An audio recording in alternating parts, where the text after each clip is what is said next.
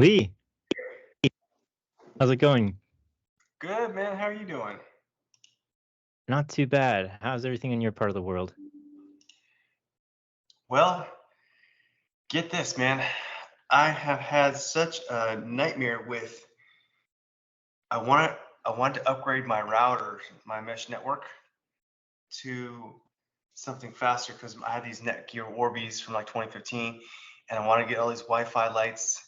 So I bought and I've been into smart home since this stuff is available. So since about 2015, but I use Zigbee and Z-Wave and it worked, but anyway, Wi-Fi came out, so I'm like, I'm gonna upgrade all these bulbs to Wi-Fi. I'm gonna upgrade. I got Networks or Netgear's best Orbi system, which for $1,800, um, and it worked. Except that it says it can support 200 Wi-Fi devices simultaneously. So I'm like, great. I only need about 100. Long story short, that shit doesn't work at all. The minute you pass 50 devices, the network starts kicking everything off and you get all this very unpredictable behavior. And so that's been a big issue. So I replaced it with TP-Link. And then, hey guys. I just want to say goodbye. Oh, thanks so much, Nick. Give 1 second. Yeah, no worries. 1 second. Thanks, man. So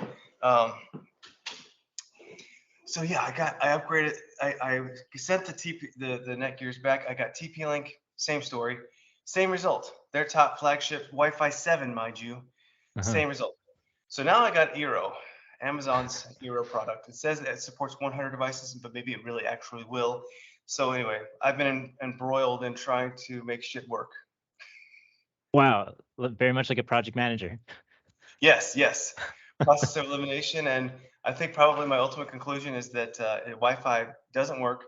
These claims by these makers of these mesh systems are absolute fraud, and it doesn't work. Clearly, it doesn't work.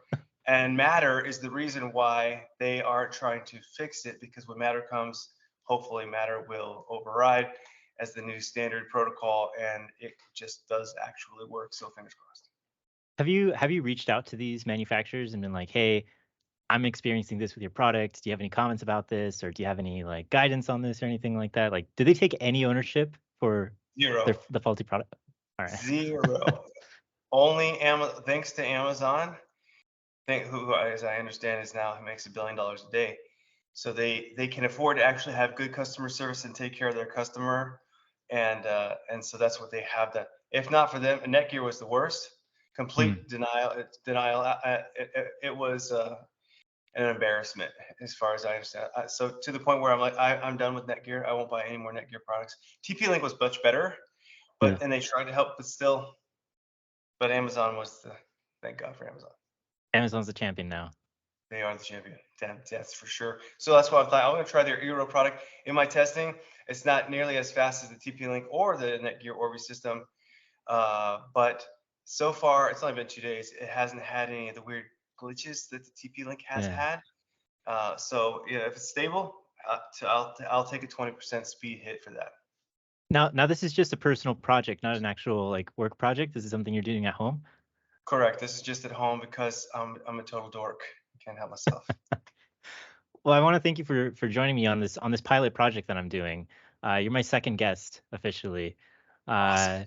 So just to give the audience an introduction, all right? You're Lee Grant. You're the IT manager in the Information Systems Division at the City of Henderson, Nevada, Department of Information Technology, as well as the part-time professor at UNLV. Specifically, now correct me if I'm wrong, is project management the only class you teach, or do you teach other classes as well too? I teach just the undergraduate and graduate IS project management classes. Awesome. And that's something I wanted to bring up because, I mean, you are a project manager in industry, and then you also teach project management as well too. How do you find is the best approach to being able to apply what you've learned in industry to the classroom for students who are probably new to project management? What I found is that in terms of like a guide rail for the process of learning, the PMBOK, the Bible, the Project Management Body of Knowledge that's issued by the Project Management Institute, is the global standard for how to do projects, is very helpful as your guide. But it is also like this thick if you combine version 6 and version 7, and there's still some big confusion about you kind of need them both, so the current version of it and the previous version if you want to become certified and really understand current best practices. But I find that the best way is to take practical examples of projects that have actually occurred and to kind of apply some analysis to them to understand why this went right, why that went wrong, why did they do this, why didn't they do that. And you look at the toolkit that the PMBOK provides you, and Hmm. you apply only the tools that make sense to be successful and get the outcome that you need, which is hopefully what you've initiated the project for. I remember when I took your class, like prior to that, I had no idea that project management was even a career of some sort.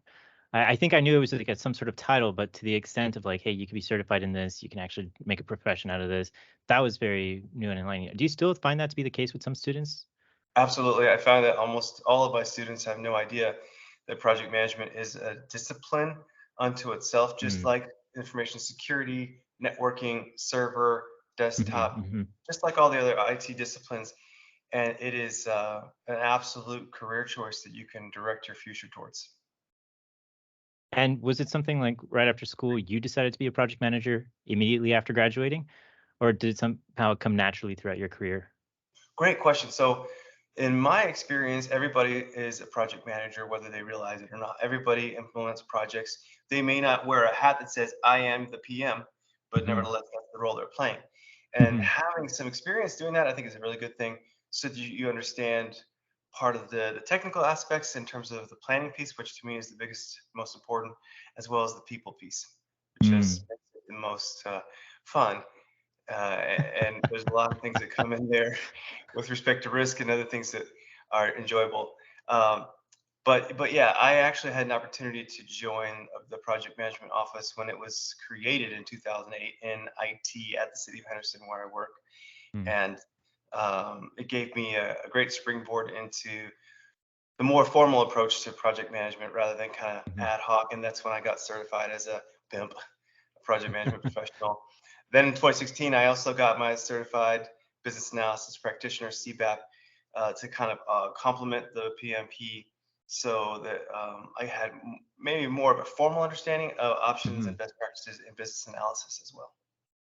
That's very important. I mean, current I think with IT just kind of expanding, 'cause to my recollection, early 90s, early 2000s, right? IT really wasn't a division that really had overreach to any other department. It was very isolated. Nowadays, it's like almost every aspect of every organization has some influence of IT, right? Yeah, I would say so. We would call that, enterprise IT is having a presence of IT as a department or a business unit within your organization. And back in the 90s, um, what you found is commonly IT, if it was formalized, was part of another business unit or department like finance. Hmm.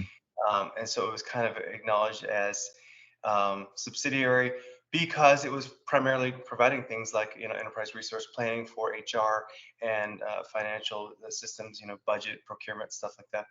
And as it started to branch out, then it became much more obvious that it needed to be its own thing. Now, I don't mean to put you on the spot, but the PMI and the PMP, do you still think those certifications carry weight today? I do. I think that, and if you listen to the folks at the Project Management Institute, they will tell you that if you're a pimp in the United States, you will make up to 30% more than your counterparts who are not. Now, that's going to vary by country. In Canada, I believe it's similar. Um, and they like to tout those statistics. I think that having the toolkit and understanding it is what the pimp really gives you. It gives you that exposure, Mm. and that to me is the value of it, and that's why I would still recommend it. Um, you certainly can be very successful in a more informal approach to projects, and some Mm. people even develop their own methodology and can be very, very successful. I feel like having that exposure cannot hurt you. It can And only with the help. latest version, because I actually recently had the chance to teach a project management class, and had to go back and look at the PMBOK. And when I look at the current version, I'm thinking they made it a lot easier than what it used to be. You know, I think that the impetus of the PMI is to continuously improve as part of their vision for staying on top of trends in the industries. Of course, the PMP, the PMBOK applies to every field, aerospace, engineering, IT, event coordination, construction, everything. So I think that they're wise to try to simplify and Hmm. kind of be a little more agile. And of course, agile is a component of their current PMBOK. Interestingly, however, if I understand correctly, if you want to go and sit for the current PEMP exam, you're going to need to know the PMBOK 7 and PMBOK 6. So I will say Hmm. um, it's an interesting direction they've taken because I haven't seen them release a new version of the body of knowledge that is still dependent on the previous one. Hmm. So that's an interesting development. Yeah, and I guess the challenge that they have is to always, I mean, with any types of these exams, they always have to come up with new iterations, new revisions almost every 3 to 5 years just to be able to keep it up to date. Now, with just how quickly technology is developing, with cloud applications, machine learning, artificial intelligence, all that stuff, they're going to have to incorporate a lot more. And I don't know, what are your thoughts? Do you think the industry itself within project management is going to be leaning more towards an IT, because a lot of IT positions, like when I work with students and I see, like, let's look at positions, a lot of IT positions are asking for project manager professional certification. And so I do You think know, that's going to align more with IT to some degree. so this it's an interesting climate, the post-COVID climate.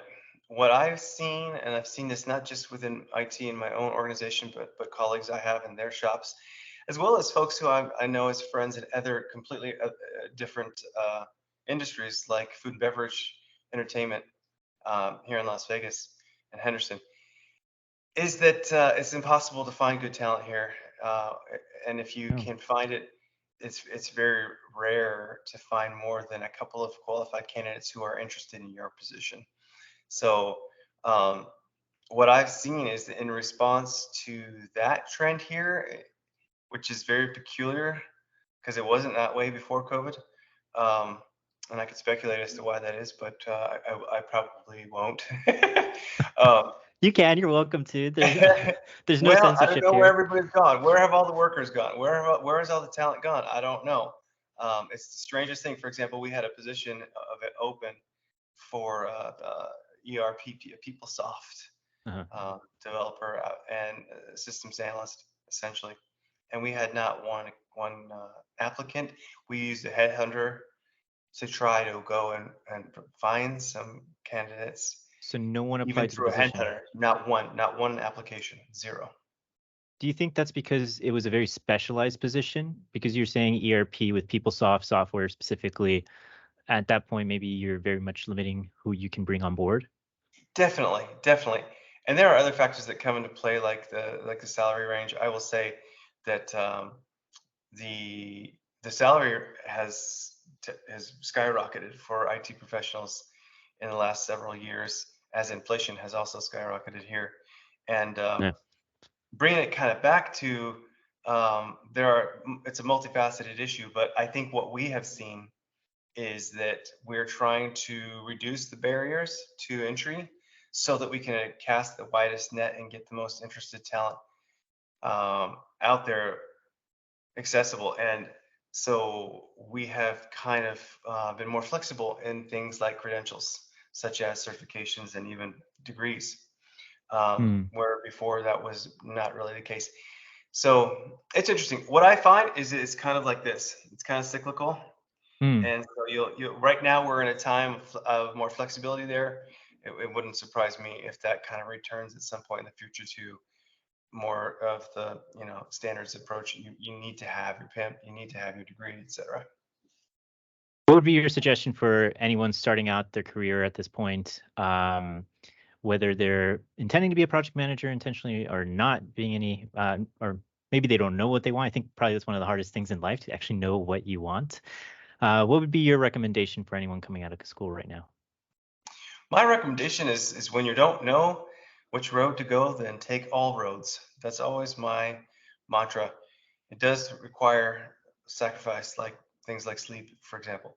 However, I find that if you invest yourself in the roads that interest you, you will start by process of elimination to narrow it down. And um, I find that in IT, the sexiest field right now is information security, and you can write your own ticket and your own paycheck if you're good in that field. Hmm. Um, I think project management is still a very desirable skill set to have, as the if we define a project, it's a temporary endeavor undertaken to create a unique product, service, or result, and every upgrade, Hmm. every implementation, every system replacement by definition is a project, and you need some rigor applied, some structure applied to those projects Hmm. so that they're successful. And so I find if someone's interested in a variety of things, try your hand at it, shadow somebody, make an opportunity, even if it's something like as an intern in a place that Hmm. you think would be fun to work, and then go and kick some butt. Because what I've seen is that if you kick butt, if you're a go-getter, if you're proactive, if you actually Hmm. do what you say you're going to do, you Hmm. will write your own ticket because most people, frankly, don't. I like what you said there about making your own opportunities. And I think a lot of times that gets overlooked. Sometimes a lot of students I'm dealing with, they say, "Oh, I'm not finding a job. I'm very frustrated. Why did I pay all this money to be in an education or to get this diploma or bachelor's or master's or whatever it is?" And then I think sometimes I just encourage them to change the perspective a little and say, "Well, what have you done, right? That's been different. Are you just shooting out resumes on LinkedIn, or are you actually going to events, networking with people, talking to former instructors?" And so you're right. I think I really like what you said there about making your own opportunities. I think that's key. Awesome. I was recently at a conference, and of course, the hot topic being AI. Mhm. Couldn't step 2 feet away from any place in that conference without someone talking about AI. What are your thoughts on it? I find the industry is always looking for a way to sell. Hmm. And so every year or every 2 years, you find a new trend that people can attach marketing to make it Hmm. more appealing. So now, for example, the new Microsoft Edge browser upgraded to the new AI powers Microsoft Edge browser. There's a lot of BS if you ask me and involved in it. I'm not certain. I think AI has a lot of promise, but the actual definition of what AI is, I think, is misunderstood. Yeah. And I think that we're a long ways away from uh, even what people generally understand AI to be, to actually be available in a wide implementation. For example, Hmm. um, when you look at something like a real innovative organization like a Tesla or a SpaceX, self-driving cars have been promised for years. I want to Hmm. say decade, and it's still not really here. I don't go out and see cars driving Hmm. themselves with people sitting in the back seat. It's just not. We're just not there yet. So I think that in applications and things like ChatGPT and other AI powered uh, software, it's cool, and when it works, Hmm. it's great, and it's there are some landmark achievements there, but I think we're still quite a ways away from realizing the benefits of what AI is sold to be, Hmm. other than really just a really smartly programmed application that is able to handle many, many, many different types of use cases. I see what you're saying. So like you have the technology itself and its development, and then you have the marketing side of it. Them trying to sell. That reminds me a lot of like when I mean, still to this day, cloud is a big thing, but when they were first selling the idea of the cloud, right? And I always like teaching students about the cloud because I was teaching a digital marketing course a couple weeks ago, and I was telling them, I just asked them like, "What is the cloud?" And a lot of them were like, "Well, it's where you can store things freely, right?" And I said, "Well, no, it's just someone else's computer," and they're just like, "What?" And cloud is a marketing term. I get a lot of frustration with sometimes the marketing terms that they throw at a lot of these tools, right? Because cloud sounds so innocent, cloud sounds so perfect and beautiful, but the reality is like, no, they're taking your data, they're putting it somewhere else, they're making copies of it. Same with AI. I agree with you. Like it has a lot of promise, but maybe companies are trying to just rebrand certain things and Right. like recycle something that they had and just slap the word AI on it. Give it to you And again. suddenly it's got that wow factor. Oh, it's AI. It must be better. I'm going to buy that. So what's next for you in your career? Well, so I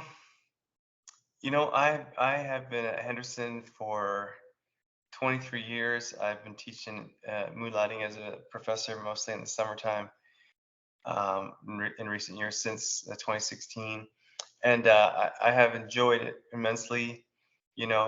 As I continue to advance in my years, I find that it's fun to find ways to give back to the community, and I will tell you that any part-time instructor or any professor such as yourself, there's a lot of that going on, giving back to the community in the things that invested and engaged professors and instructors provide. So Mm, that's been something I've really enjoyed moving forward. Um, I have a I have a road to go in Henderson mhm, before I'm done, and I would like to be able to make some changes. One of the things I'm working on there right now is I'm a big believer in continuous improvement, and we're working on a 2023 contract process improvement. Folks who've dealt with government may be aware that procurement is a nightmare mm, because of all the red tape. It's absolutely true. And trying to figure out how to make that process more agile and less frustrating is one of my big focuses. It's a huge endeavor. I don't mhm, know that we'll be successful, frankly, but those kinds of process improvements where we can make some changes incrementally to make mhm. things better, faster, deliver better for our customers. Those things interest me. Process improvements, making things better. I want to bring it back to education because you currently are teaching and you said that that's something you enjoy giving back to the community. Now being in that position where you are being an instructor and teaching, what are the challenges you see with education? Because you probably also taught during the pandemic as well, and Mhm. then the transition back from the pandemic. What are some of the challenges and shortcomings you see in education as it is? Great question. So here in Nevada, we're among the worst in the country, period. Unfortunately, Uh, yeah, as you know. uh, Now that UNLV is not in that category, but um, we need a lot of help here. I mean, we prioritize baseball stadiums and football stadiums over education in this state, um, and so it's a problem. There are other problems too. Of course, money is not the fix for everything, and it's very complicated. There have been discussions about breaking up the school district here. For example, Henderson, really.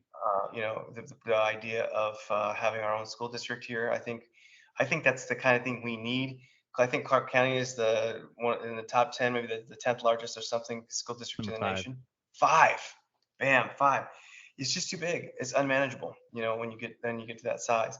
So there are Mm, some things there. I think if our community wants to be able to attract more high tech, more desirable industry rather than say manufacturing, um, then we need to be able to provide a pool of viable employees locally through our education system, and we're just not there.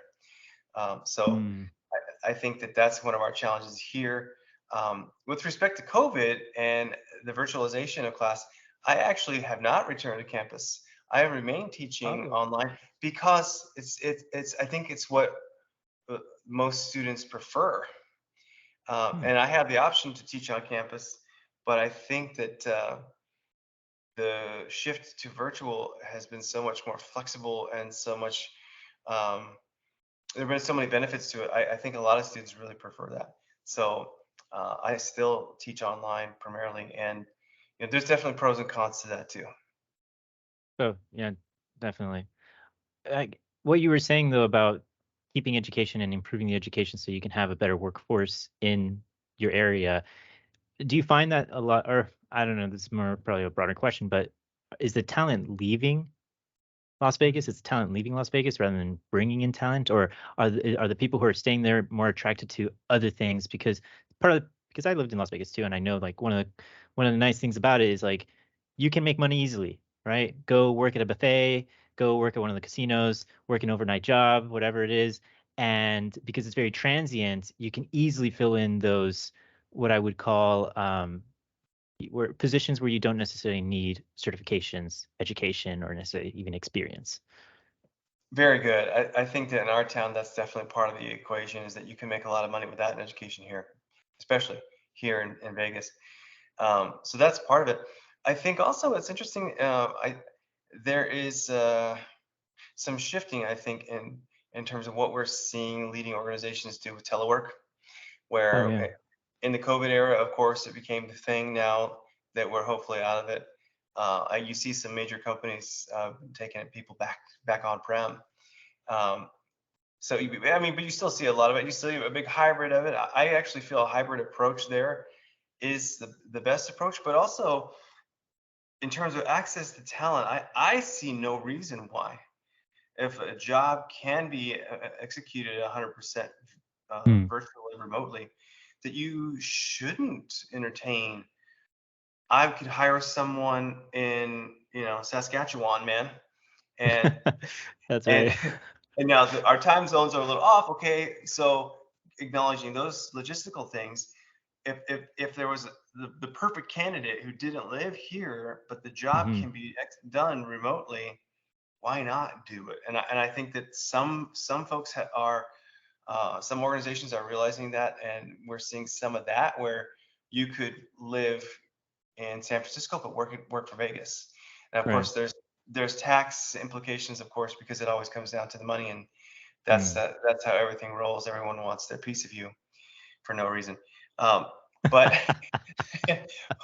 but I think I think that the talent proposition is a real hot topic right now, Mm. because it's just been difficult to find in IT and other places really good qualified candidates. I think in Vegas we're also seeing an influx of people from California, which I will not comment on, other than to I'm say, curious now. I'm curious because the reality is well, Las Vegas is a very affordable city to live in compared to well, the thing is, California. what's happening is they're making it not, because they're Uh, coming here with their what they're based on their standard of cost of living that you're used to, and it seems cheaper here. So they're inflating the cost of living here, and eventually it's going to become too inflated for many people to be able to thrive here the way that we've been accustomed to in Vegas. So wow. it's been interesting. Not to mention between the two of us, the traffic situation here.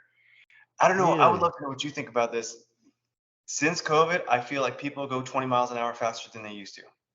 It's the weirdest phenomenon. Have you seen that? I mean, it's almost like people forgot how to drive. Yeah. And what okay, maybe I should watch out what I'm saying about COVID. I don't want to get a strike on YouTube or anything. But I think one of the things that frustrates me the most and is that during the pandemic, it was all like, we're in this together.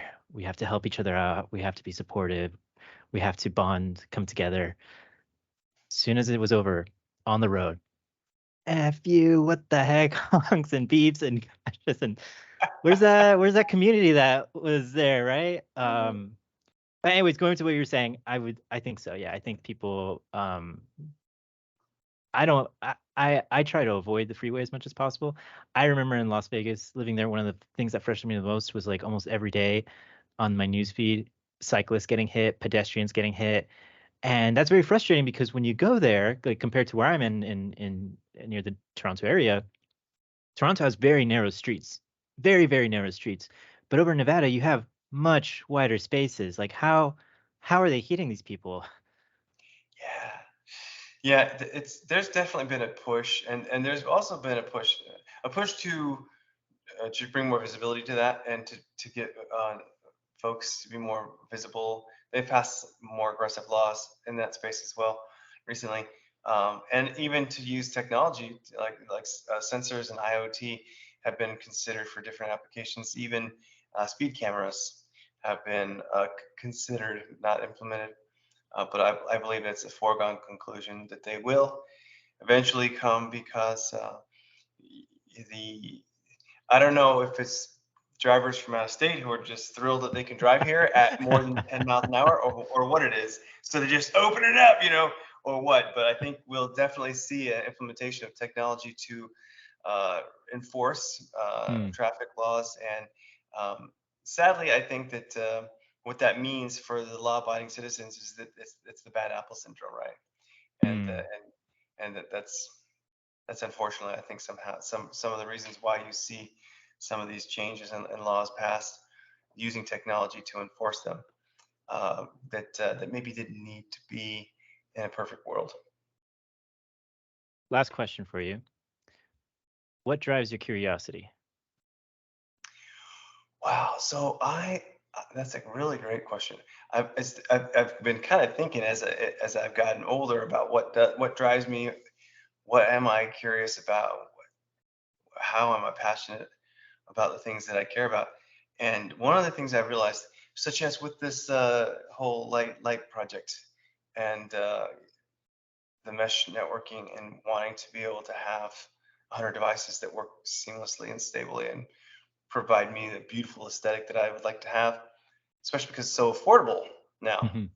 Um, I love to make things work.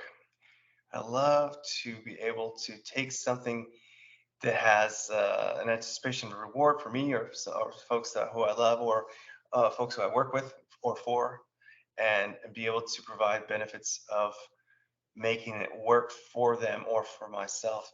And that's one of the things that really drives me. And I found actually it's a double-sided coin. On the one hand, I find that usually, even though it may take years, in some cases, I will get there for Mhm. some things, especially really complicated or complex, high investment type things. But then once it's done, I kind of find like kind of want to move on to the next thing. And then the maintenance piece is where I have more of a deficiency where, you got to have care and feeding and Mm. operationally for things once they're implemented, and you can't ignore that. So, that's where I have to kind of balance that. Lee, I want to thank you so much for your time and your knowledge, sharing your experience with me today. Thank you for connecting. Anytime, Gabe. You are a treasure up there in Canada, and it's been a pleasure as always spending some time with you. We should do it again. Absolutely. You have a good rest of your weekend, and we'll connect soon. You as well. We'll connect soon, brother. Take care. Thanks so much. Take care. Bye. Cheers.